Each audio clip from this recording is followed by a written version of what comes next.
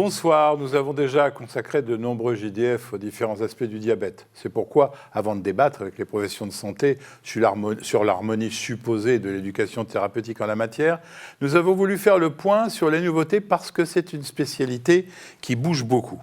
Alors, le mot diabète évoque immédiatement en santé publique le mot épidémie, épidémie qui s'abat sur tous les pays industrialisés, symbole des conséquences de la malbouffe, mais il ne faut pas oublier de la sédentarité. Je suis désolé de répéter, exercice physique, médicament universel. On évoquera aussi le pancréas artificiel qui semble être enfin mature, l'éruption de plus en plus tonitruante de la chirurgie bariatrique dans cette spécialité, mais aussi d'accès aux thérapeutiques innovantes. Vous verrez, rien n'est simple. Et puis pour lancer le débat des JPS, on fera le point rapide sur deux problèmes pratiques qui occupent les médecins généralistes et les infirmières, le passage à l'insuline dans le diabète de type 2 et le pied du diabétique, casse-tête pas seulement des diabétologues, mais aussi des médecins généralistes. Une actualité donc très riche. Notre invité est donc le professeur Fabrice Bonnet, qui est professeur de diabétologie, qui exerce en médecine libérale à Paris. Bonsoir Fabrice. Bonsoir. Alors, éducation thérapeutique, on pourrait faire mieux ? Oui, on peut faire mieux. C'est important en diabétologie, mais bien sûr qu'on peut améliorer parce qu'il faut que le patient s'implique. Il y a différents acteurs dans l'éducation thérapeutique et chacun a son rôle et son implication. Le médecin ne fait pas tout et le patient est au centre, il ne faut déjà pas l'oublier. Et puis, il y a un rôle clé des infirmières. Et le médecin traitant qui a son rôle aussi, qui parfois peut se ressentir un peu en décalage, et c'est dommage d'ailleurs, c'est à nous de l'impliquer davantage, probablement. Alors, on sait bien qu'il existe deux types de diabète, ce qui bénéficie des mêmes recherches, en sachant que les enjeux en nombre de patients sont très différents. Oui, vraiment, 92%, c'est donc l'énorme majorité, c'est les patients diabétiques de type 2. Sachant que le diabète de type 1 augmente de manière importante, inquiétante, dès le plus jeune âge. Le nombre de cas pédiatriques augmente chaque année. On ne sait pas trop pourquoi d'ailleurs. Donc on a de plus en plus de diabète et de diabète au pluriel en fait. Et on a maintenant d'ailleurs une classification des diabètes qui a été proposée récemment par des Scandinaves, 5 types de diabète dans le type 2. Bon, sans rentrer, c'est de dire qu'on va vers des classifications, des sous-groupes qui auraient des traitements un peu différents, ce qui remet en première ligne l'importance du diabétologue et de la prise en charge globale du patient diabétique, parce que ça devient de plus en plus complexe. Alors, c'est ce qu'on va voir. Bon, autrefois, la grande différence, c'était l'insuline. Est-ce que l'insuline est utilisée de façon très différente en fonction des pays ? Il y a quelques différences, mais ça s'harmonise. La France avait rattrapé son retard, si on peut dire, où il y avait une mise à l'insuline tardive. Bon, elle peut rester considérée parfois trop tardive, mais on a fait des progrès sur la mise à l'insuline. Après, ce qui nous reste à améliorer, il ne suffit pas de mettre à l'insuline, c'est qu'elle soit bien utilisée, avec une bonne titration, une bonne dose, et acceptée par le patient. Alors justement, on va en parler de ce passage à l'insuline. En préparant cette émission, les infirmières ont aussi attiré mon attention sur ce passage dans le diabète de type 2. On rappelle pourquoi et quand il faut envisager ce passage ? Il est variable d'un patient à l'autre. Pour certains, ce sera après 15 ans de diabète. Chez certains, il n'y aura pas besoin de passage à l'insuline. Et je tiens à le rappeler, tous les patients diabétiques de type 2 ne seront pas forcément à l'insuline. On a une idée du pourcentage sur 100 diabètes qui commencent ? Il y a 20%, je dirais comme ça, grosso modo, 20-30% qui n'auront pas besoin d'insuline. Oui, ça veut dire qu'il y a 80%. Et plus ils vont vieillir vieux, plus ils pourront avoir besoin d'insuline. Ce qui est quand même le cas de notre population. Exactement. C'est nouveau, ça, quand même, parce que ce passage à l'insuline dans le diabète de type 2, on en parlait moins il y a 10 ans, quand même. On en parlait moins. On est peut-être un peu plus ambitieux en termes d'objectifs aussi. On veut éviter les complications, mais il faut préserver la qualité de vie. Il faut préserver, c'est-à-dire éviter les hypoglycémies. C'est un point important auquel on faisait peu attention. Les hypoglycémies, on en parlait peu il y a 10 ans ou 15 ans. C'était le prix à payer pour être bien équilibré. Et maintenant, c'est plus du tout la même chose. Donc, les médecins français hésitent parce que c'est un traitement difficile à envisager, une mauvaise nouvelle à annoncer aux patients ? Oui, vraiment, le patient ne saute pas de joie. Parfois, il anticipe, il en a peur. Donc, on essaye parfois de décaler, de retarder. Il y a aussi une inertie du médecin, y compris le diabétologue, une inertie du patient. Mais en fait, souvent, après coup, il nous dit « c'est mieux que ce que je pensais ». Et c'est là où l'accompagnement et l'éducation thérapeutique a un rôle important. D'ailleurs, tout à l'heure, on demandera au président de l'association puissante des diabétiques si eux, ils ne peuvent pas de leur côté vous donner un coup de main là-dessus. Qui initie ce passage? Obligatoirement le diabétologue? Non, en majorité, c'est le médecin généraliste, le médecin traitant qui va l'initier. Parfois, il demande à ce que ce soit le diabétologue, et c'est notre tâche. Nous sommes numériquement assez peu nombreux par rapport à l'ensemble des diabétiques de type 2, mais parfois, il faut plusieurs mois, voire plusieurs années pour que le patient accepte. Et il y a un point qu'on a découvert par des études récemment, c'est qu'il y a pratiquement 20-25% des patients qui arrêtent l'insuline sans le dire à leur médecin la première année. Et donc nous, on ne se rend pas compte, on pense qu'il le fait, et en fait, il ne le fait plus. En raison du risque, enfin, soit parce que c'est pas facile à faire, soit parce qu'il y a le risque d'hypo sévère. Exactement, et de se dire finalement, je peux vivre sans insuline, c'est pas indispensable, oui, mais il peut avoir ensuite un prix à payer. Puis vous, les diabétologues, vous n'avez peut-être pas le temps de surveiller bien ce type de patient. C'est à nous de penser à est-ce que l'observance thérapeutique est là, pas uniquement être dans la réprimande, docteur, vous allez me gronder, qu'est-ce que je l'entends souvent en consultation. Et ça, il faut plus ça. Le patient ne doit pas venir en ayant peur de se faire gronder quand il vient à la consultation. Vous avez parlé d'études tout à l'heure. Est-ce qu'il y a des études qui sortent qui montrent que cette stratégie épargne des vies ou améliore la vie des diabétiques? Ça prend du temps pour montrer un bénéfice en termes de survie, par exemple. En termes de complications, on sait qu'il y a un bénéfice sur la rétinopathie, la néphropathie, voire la neuropathie. Sur la survie, il faut un peu plus de temps. Mais quand vous avez un patient de 60 ans avec une mise à l'insuline, il a encore de nombreuses décennies, on l'espère, devant lui. Donc ça vaut le coup. Encore une fois, en préservant sa qualité de vie et attention aux hypoglycémies, avec ça, le patient peut être très satisfait. Excusez-moi, je suis un peu surpris, compte tenu du nombre d'études qu'on fait un peu partout dans tous les sens, qu'une chose aussi importante que la mise à l'insuline de ces patients-là n'ait pas de chiffres plus probants à passer que de dire bon, c'est pas mal, survie, ça change pas grand-chose. Voilà, donc c'est juste ma stupéfaction. Maintenant, vous n'avez peut-être pas la réponse. Il n'y a pas eu d'études qui randomisé, permettant de tester une mise à l'insuline plus précoce et un traitement plus standard. Alors après, éthiquement, au bout d'un certain temps, l'insuline va être un traitement de sauvegarde, mais ça n'a pas finalement incité que ce soit d'abord certains laboratoires pharmaceutiques, des sponsors. Il n'y a aucun intérêt pour eux. Non. Et donc on n'a pas un niveau de preuve extraordinaire, vous avez raison de le souligner. Bon, alors on va quitter ce sujet qui peut être embarrassant pour aller vers un sujet où là vous allez faire cocorico, le pancréas artificiel, on en est où? Ça avance parce qu'il y a une reconnaissance de la FDA aux États-Unis, donc on va vers un remboursement en France, et ça, on y va, j'allais dire, tout droit. Bon, c'est quelque chose de coûteux, de compliqué, de complexe, bien entendu, mais en même temps très prometteur. On est très bon sur ce sujet-là. On est bon, on est très bon, oui. Après, il y a d'autres pays aussi, non, mais on se débrouille bien, et l'enjeu, c'est ensuite d'obtenir des conditions de remboursement. Chez quel patient? Ça ne peut pas être n'importe quel diabétique, bien sûr, mais ça a beaucoup progressé. On ne peut pas imaginer que des jeunes patients vont être équipés très tôt, à vie. On pourrait. C'est quoi les obstacles? Toujours rester prudent sur. Il y a à la fois une éducation nécessaire, mais ensuite la durée du matériel, les changements de. Ça évolue énormément, donc on peut penser que les nouvelles générations qui sont diabétiques de type 1 vont connaître dans les années, les décennies à venir des bouleversements énormes qui vont nettement améliorer leur prise en charge. Moi, j'en suis convaincu, et il faut leur donner cet espoir en étant prudent sur ce qui peut arriver. Mais globalement, il y a une amélioration extraordinaire de la prise en charge de ce qu'on appelle la boucle fermée et du pancréas artificiel qui se gère tout seul. Parce que bon, une fois les obstacles techniques réglés, les obstacles de coût se règlent toujours, surtout pour des patients aussi jeunes.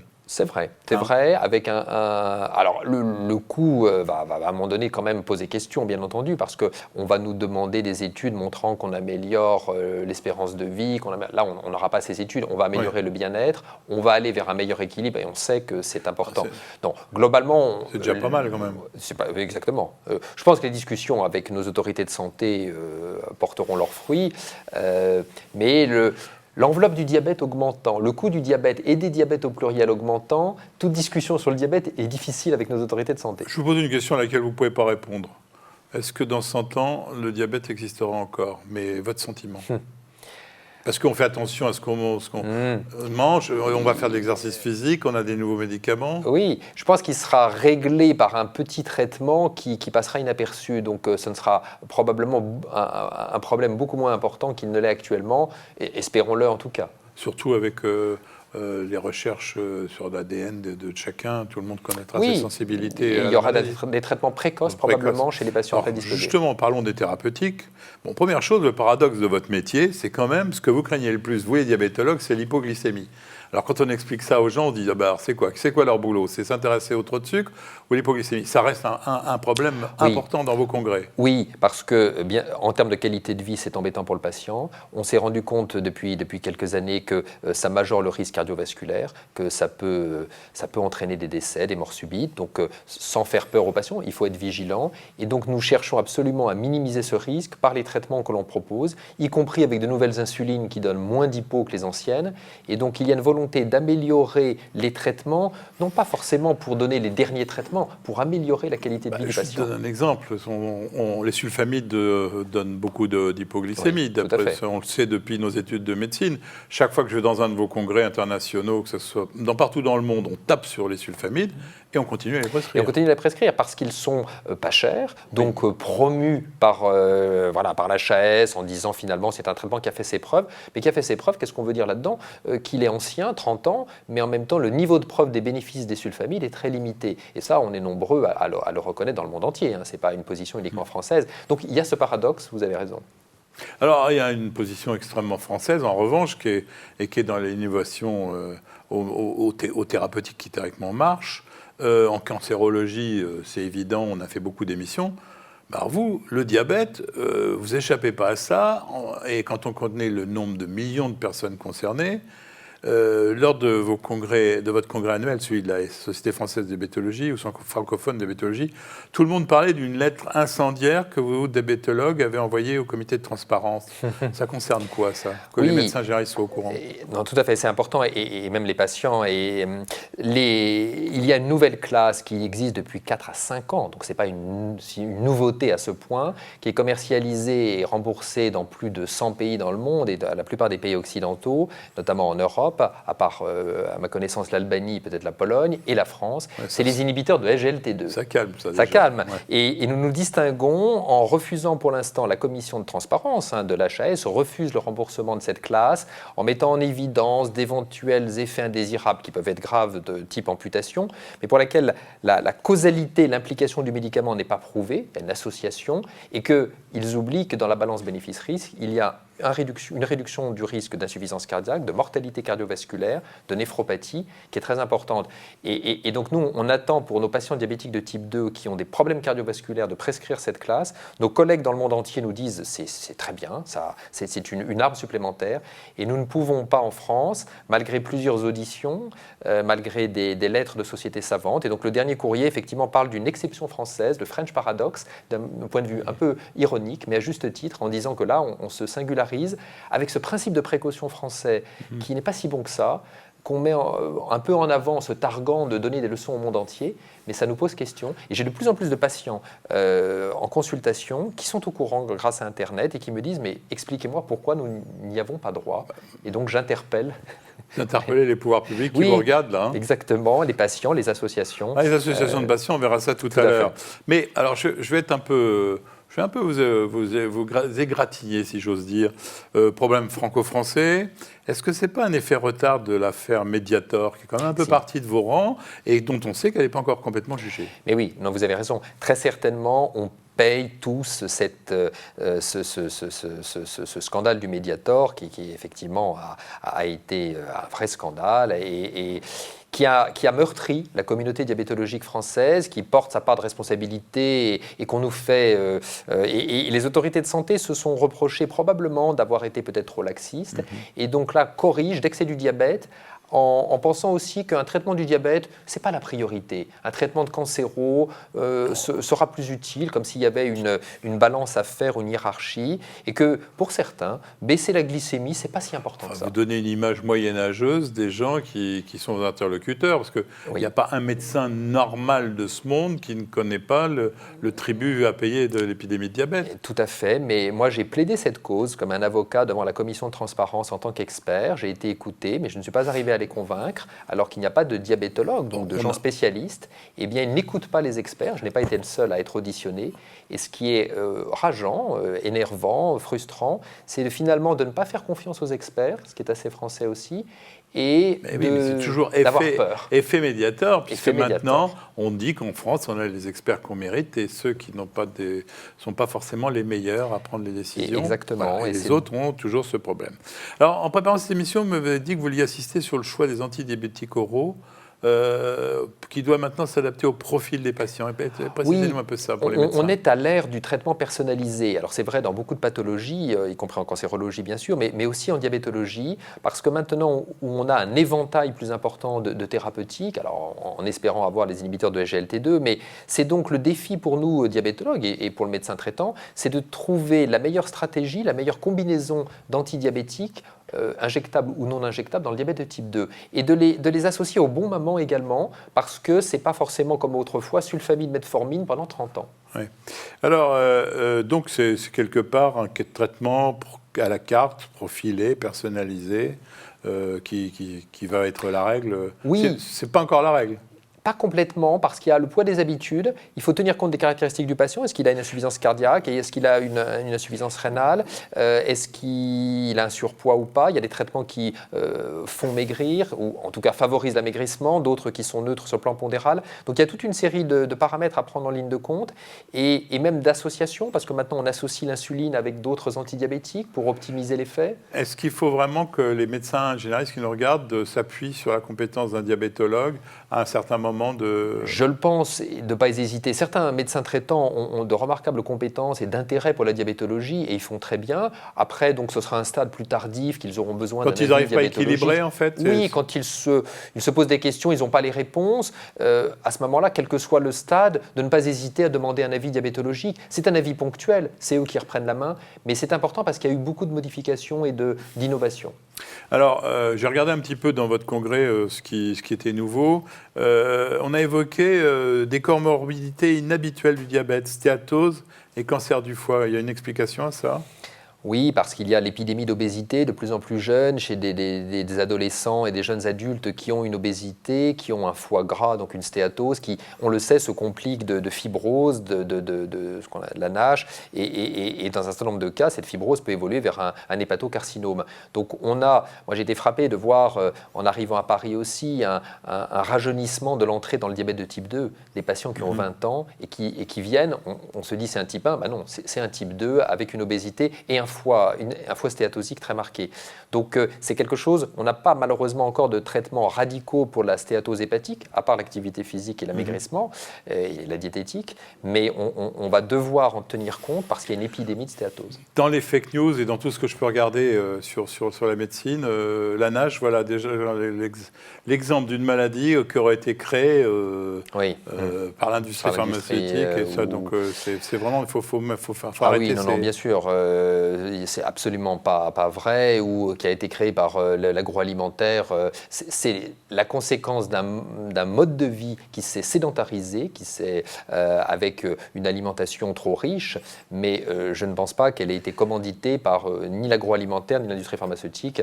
C'est quelque chose que le médecin doit rechercher, comment ?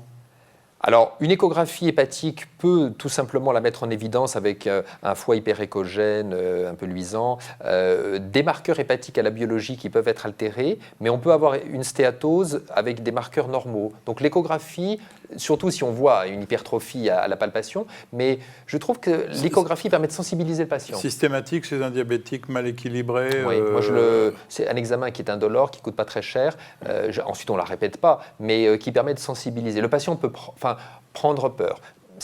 En tout cas, être plus conscient qu'il a de la graisse dans le foie et donc mobiliser ses ressources pour améliorer cela. Alors, il y a autre chose qui m'a surpris, alors peut-être que je suis pas assez bon pour l'avoir compris. On parle de gastroparésie dans la complication du diabète. Pourquoi ? Oui, alors c'est une forme de neuropathie avancée du système végétatif qui ralentit la vidange gastrique avec des symptômes pénibles pour le patient, des alternances d'hypo ou d'hyperglycémie, des sensations de pesanteur gastrique.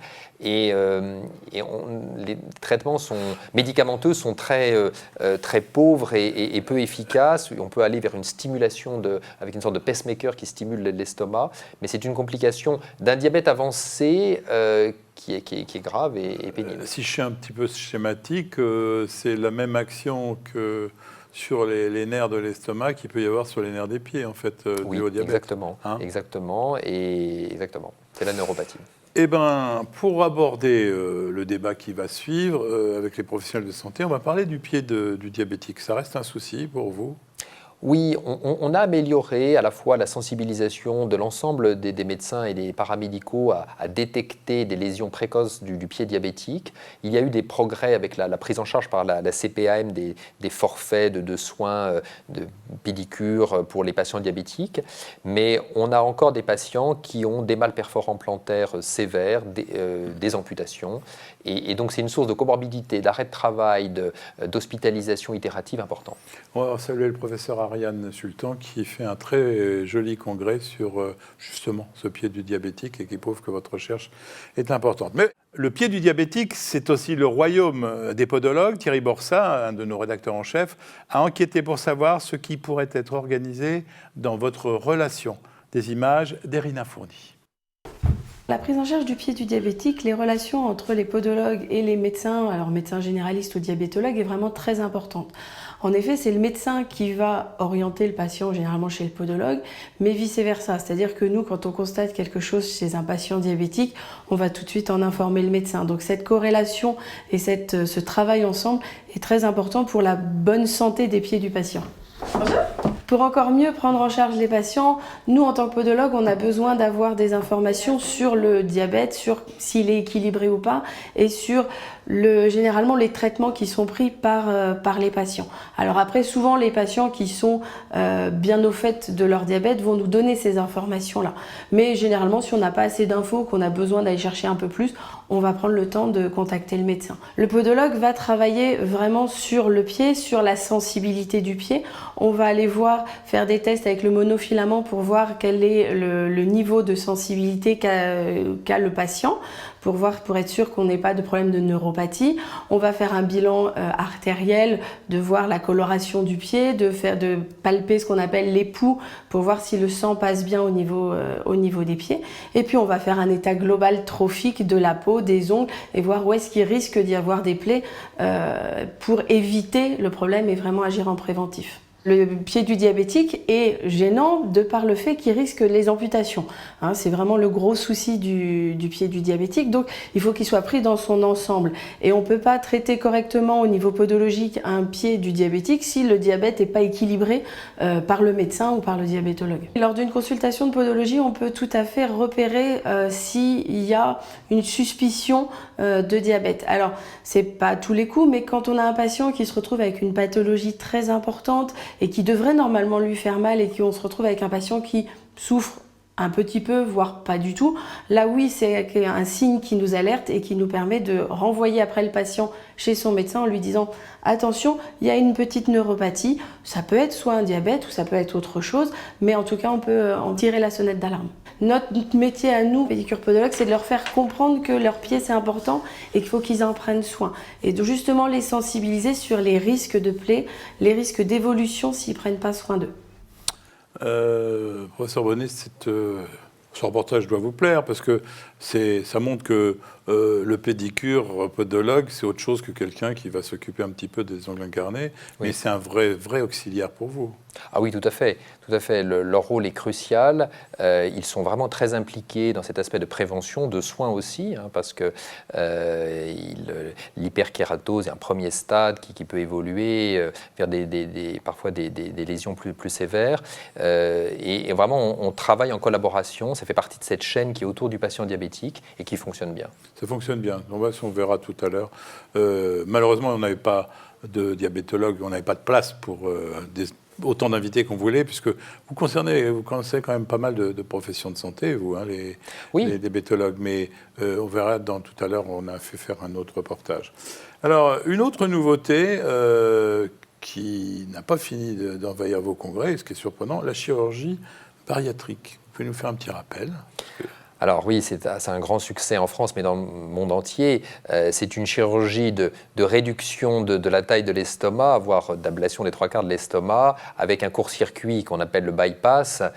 Donc la sleeve, c'est une réduction de l'estomac des 3/4. Le bypass, on coupe une anse intestinale et on fait un raccord. Donc c'est une intervention assez complexe, même si elle se fait en routine, qui va favoriser une perte de poids importante. On est de l'ordre de 30 à 50 kilos parfois, qui va avoir donc des effets métaboliques bénéfiques. Dans un certain nombre de cas, même la majorité, il y a une amélioration, voire une disparition du diabète. On parle de rémission du diabète. Ce qui, évidemment, est très attractif. C'est quand même étonnant, parce que vous n'arrivez pas à mettre vos malades en rémission, en guérison avec toutes vos thérapeutiques. Et là, le chirurgien, en un coup de bistouri, le fait. Grâce à l'amaigrissement. Important.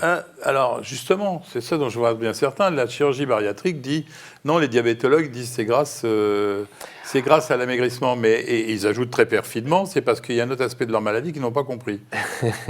Oui, après, en modifiant un petit peu le flux alimentaire également, on va stimuler certaines sécrétions de peptides ou d'hormones intestinales comme le GLP-1 qui auront un effet additionnel. Mais le gros de l'effet, c'est le cas de le dire, il est vraiment drivé, véhiculé par la perte de poids importante. Et des études ont montré que quand on arrive à faire perdre 20 kilos à des patients par un régime bien conduit, on a une amélioration drastique des glycémies. Elle n'est pas forcément pérenne. Alors justement, d'abord parce que c'est pas toujours facile de garder une perte de poids, j'en sais quelque chose, mais surtout, on n'arrive pas à une guérison. Alors uniquement pour des raisons d'observance, ou parce que justement, la preuve, il n'y a pas eu d'études menées chez des gens qui faisaient régime versus chirurgie bariatrique avec des gens qui poursuivaient leur perte de poids. Ça n'a pas été fait, ça? Non, pas complètement. Non, on a le suivi des patients qui ont été opérés avec succès pour voir combien de temps ça tient. Et pour certains, il y a effectivement une récidive du diabète qui est moins sévère qu'auparavant, avec des traitements moins lourds. Parfois, il n'y a plus besoin d'insuline. Mais on voit que les stigmates, les altérations de l'insulinosécrétion sont quand même présents. On a amélioré l'insulinorésistance, donc on a mis moins de charge, moins de travail sur le pancréas. Mais le patient, en plus, la patiente vieillissant, on a une reprise de la maladie évolutive qui peut arriver, mais qui est moins sévère et plus facile à traiter. Et donc, il faut être prudent avec les patients qui pourraient être très déçus de voir réapparaître le diabète après. Alors, ce qui est intéressant aussi dans votre congrès, de plus en plus de gens opérés, de plus en plus de femmes, et apparaissent celles qui font une grossesse au décours de cette chirurgie. Est-ce que ça pose des problèmes particuliers? Il faut surveiller à cause des carences nutritionnelles qui peuvent être favorisées par cet amaigrissement, par un certain état de malabsorption qui peut parfois persister après l'intervention et le montage digestif. Donc c'est plus une surveillance et un accompagnement, mais la plupart du temps ces grossesses se déroulent bien et voilà. Mais c'est pas quelque chose de complètement anodin d'envisager une grossesse après une chirurgie bariatrique, et les autorités de santé ont vraiment à la fois sensibilisé sur l'importance de l'accompagnement avec un rôle clé du médecin traitant pour détecter des carences nutritionnelles qui peuvent persister ou apparaître toute la vie. Mais exceptionnellement, cette émission n'est pas en direct, mais nos plus fidèles internautes nous ont préparé quelques questions. On passe donc à vos questions.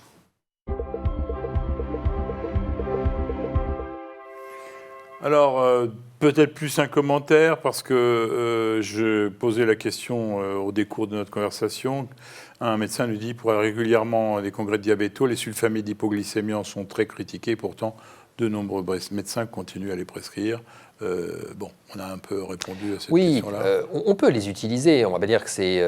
mais c'est quand même pourvoyeur d'hypoglycémie, donc de prise de poids, de fringales, les conséquences des hypoglycémies, y compris au volant, possibles. Et il y a une discussion, un débat et même une controverse, on a des éléments pour penser qu'il y a un surrisque cardiovasculaire par rapport à des nouvelles thérapeutiques. Donc ça fait beaucoup pour nos patients. Donc... personnellement, j'en prescris beaucoup moins depuis plusieurs années et ce n'est pas du tout ma première ligne, ma première intention pour toutes les raisons que j'ai évoquées. Alors, vous allez voir, il y a un commentaire pas très gentil qui arrive. Quand on voit que le traitement de première ligne reste la metformine, on peut se prendre à douter de la vivacité de la recherche en la matière. Et un autre ajoute, d'ailleurs, on ne parle presque plus d'elle alors qu'elle n'est pas anodine et qu'elle est l'objet d'études visant à démontrer ses bénéfices, mais aussi ses effets secondaires, dont le plus grave est l'acidose lactique, rare mais associée à un taux élevé de mortalité qu'on oublie de signaler. Alors, première réponse, pourquoi encore en première ligne ? Vous allez me dire parce que ça marche. Oui, parce que ça marche, que ça coûte pas cher et qu'on n'a pas beaucoup d'alternatives. En monothérapie, c'est vraiment indéboulonnable. Les autorités de santé considèrent qu'il n'y a pas d'autres alternatives. Malheureusement, il y a quand même 10 à 15% des patients qui sont intolérants sur le plan digestif, avec des diarrhées épouvantables avec la metformine. Et donc là, on se retrouve, nous, à mettre en monothérapie une autre classe, mais on est un peu hors AMM parce qu'on nous dit metformine pour tout le monde, ce qui n'est pas possible chez tout le monde. Il y a pourtant des effets secondaires graves. Oui, alors c'est rarissime. L'acidose lactique, en fait, un état de défaillance multiviscérale, un état de choc, d'hypoxie sévère, va conduire à une production d'acide lactique, de lactate, mais c'est plutôt la conséquence, non pas de la prise de la metformine, qui peut majorer un petit peu la concentration d'acide lactique, mais d'une défaillance multiviscérale qui conduit au décès dans un certain nombre de cas. Les cas de surdosage, alors nous avions publié là, dans le journal dont je m'occupe un cas au Japon de tentative de suicide à la metformine. Il faut déjà avoir le courage, j'allais dire, d'ingérer. Et là, la personne en question a fait effectivement, a monté son acide lactique, mais il n'en est pas mort. Mais non, le risque d'acidose lactique est faible, est même très faible sous metformine, ce qui fait que maintenant on a autorisé dans l'insuffisance rénale, du moment que la clairance, le débit estimé de filtration est supérieur à 30. Oui, voilà, ce qui n'était pas le cas autrefois. Il faut oublier qu'on a des doses létales de paracétamol et d'aspirine. Hein. Exactement. Il y a des contre-indications qui pourraient interdire le passage à la metformine ? Contre-indication, c'est une insuffisance rénale sévère, donc à moins de 30, une insuffisance respiratoire, mais vraiment avec une nécessité d'oxygénothérapie en permanence, des cas vraiment d'état limite pour lesquels on préfère la suspendre parce qu'il y a une hypoxie chronique. Ce qui nous embête le plus, c'est l'intolérance digestive. Les médecins que j'ai interrogés, ce n'est pas tellement le futur et tous ces trucs dont on a parlé qui les intéressent, c'est de dire qui est appelé à devenir le traitement moderne de première ligne du diabète. Engagez-vous, professeur Bonnet. On peut imaginer une association, alors metformine parce qu'elle reste un peu incontournable, mais avec ce que j'ai évoqué, mais très précocement avec une association d'un GLP-1 hebdomadaire qui est maintenant une seule injection sous-cutanée par semaine, qui évite tout autre comprimé et qui peut avoir un très bon effet sur le poids, la prévention des complications cardiovasculaires au début du diabète et qui pourrait être maintenu pendant des années entières. Ça, c'est quelque chose probablement qui va émerger, notamment chez des patients avec un fort surpoids. Pour le moment, vous êtes en AMM sur cette... À ce stade-là, on est en train d'obtenir des remboursements, mais parce qu'on a plusieurs produits qui arrivent avec une injection hebdomadaire. Et j'aurais mis les inhibiteurs de GLT2 que j'évoquais tout à l'heure, qui ne sont pas encore remboursés en France, comme un traitement potentiellement précoce chez des patients diabétiques avec atteinte cardiovasculaire. Et puis j'ai bien compris que quand même l'avenir, c'est de travailler à la carte. Oui, vous savez, exactement. Une question de notre directeur médical, l'excellent Jean-Paul Mar. Professeur Bonnet, peut-il nous parler des troubles musculo-squelettiques et du diabète? Bon, il est rhumatologue aussi, Jean-Paul. Hein.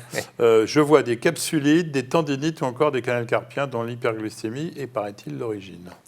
Alors, il a raison, c'est connu que c'est plus fréquemment décrit, rapporté chez les patients diabétiques. Les rhumatologues et les médecins ont toujours tendance à penser que c'est la faute du diabète, le diabète a bon dos, dès qu'il y a une pathologie annexe, et le patient demande pourquoi j'ai ça, on lui dit c'est à cause de votre diabète, ce qui parfois peut culpabiliser un petit peu le patient. Toujours est-il qu'on ne connaît pas vraiment les déterminants. Il y a probablement l'hyperglycémie chronique, les produits avancés de la glycation, l'accumulation de ces produits doit, au niveau des tendons, des ligaments, peut favoriser probablement l'inflammation. Mais ce n'est pas si bien documenté que ça, parce que j'allais dire, ça n'excite pas les foules, mais ça concerne beaucoup de patients. Cela dit, on pourrait répondre au rhumatologue Jean-Paul qu'on a aussi parlé des caries dentaires qui étaient responsables des tendinites. C'est ce que les sportifs ont dit, sans qu'on ait pu comprendre peut-être pourquoi. Oui. Enfin, c'était notre émission. Pour conclure, deux questions. Est-ce qu'on a encore la possibilité d'enrayer l'épidémie ou est-ce que c'est mal parti ? Si les modifications de l'hygiène de vie, moins de sédentarité, peut enrayer, ralentir l'explosion de l'épidémie de diabète et notamment une entrée plus précoce dans le diabète de type 2. Là, vous rêvez, là. Oui, ça reste un vœu. C'est-à-dire, il n'y a pas que les diabétologues qui ont envie que les patients mangent mieux et fassent de l'activité physique. Les cardiologues vont vous suivre, tout le monde, les rhumatologues. Tout le monde va souhaiter cette amélioration. Ça, l'exercice physique et les troubles alimentaires, enfin la conduite alimentaire normale, c'est médicament universel et gratuit, si j'ose dire. Oui. Sinon, l'éducation, que passe que par là? Oui, au départ, c'est vraiment soit manger différemment, mais surtout bouger davantage. J'ai eu un jeune diabétique récemment qui a bien compris, il me dit je mange un kebab par jour. Et il est revenu me voir quelque temps après avec une nette amélioration des glycémies et il était arrivé à espacer. Il m'a dit c'est extrêmement difficile pour moi. Il a arrêté le kebab, Une il fois l'avait par remplacé par un McDo, non? Non, mais il a pas osé me le dire. C'est difficile de faire comprendre ces Mais choses-là. vous voyez à la fois le poids maintenant de ces modes alimentaires qui s'imposent chez les jeunes. Et de ces pubs, il faut le dire. Et la difficulté qu'ils ont et qu'ils reconnaissaient à s'en démarquer, à s'en détacher. Pourtant, le plus gros marché financier, ça serait d'éviter le diabète. Mais enfin, ça, c'est aussi une autre émission. Juste un petit mot pour tous ces médecins qui nous regardent et qui vous regardent. La caméra est là, allez-y. Dites-leur un mot, qu'est-ce que vous avez envie de leur dire? La prise en charge du patient diabétique, c'est à la fois formidable parce qu'on a des outils thérapeutiques. Autrefois, on était condamné à donner ce qu'on avait. On a des traitements évolutifs. On retarde à la fois l'injectable souvent et l'insulinothérapie, mais on sait l'utiliser à bon escient. Donc je pense que demander un avis diabétologique, c'est important. Les médecins le font beaucoup pour un avis cardiologique. On peut dire, n'hésitez pas pour un avis diabétologique et ensuite vous reprenez la main avec le patient. Et le dernier message, vous savez, c'est de plaider pour qu'on se mobilise pour avoir accès aux dernières innovations thérapeutiques dans le diabète de type 2. Merci Fabrice. Vous êtes toujours aussi brillant et clair. Ce JDF est terminé, mais on ne se quitte pas. La soirée se poursuit avec un débat prometteur avec les représentants d'autres professions de santé auxquelles vous allez être confrontés, professeur Bonnet. Allez, notre générique et on se retrouve à 20h20 très précis.